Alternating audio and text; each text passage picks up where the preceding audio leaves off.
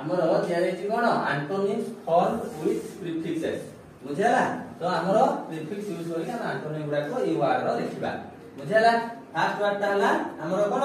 Easy easy रो कोन हो के कहबो इजी रो अनइजी ले इजी रो अनइजी स्पेलिंग ठीक अछि तो हां हां तापरे लकी रो के कहबो लकी रो अनलकी अनलकी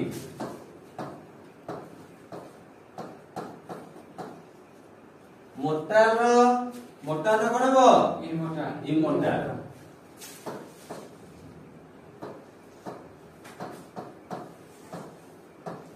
आपियर आपियर के कहबो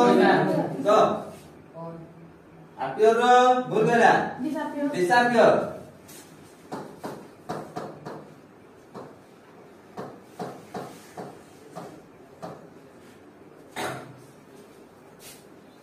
स्पेलिंग ठीक अछि तो हां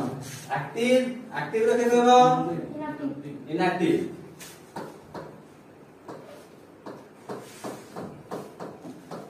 नॉर्मल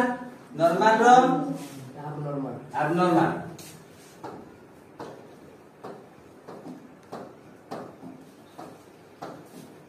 हला ये सब लागी लागी रहबो से लेटर के छाड़ देछि कि सब वार्ड गुडा कोन हबो लेटर गुडा को गुटे लेटर को गुटे तो लागी रहबो कोन से लेटर छाड़िला नै गुटे वार्ड नहीं हबो बुझाला एमान को मैं करताली जाऊ।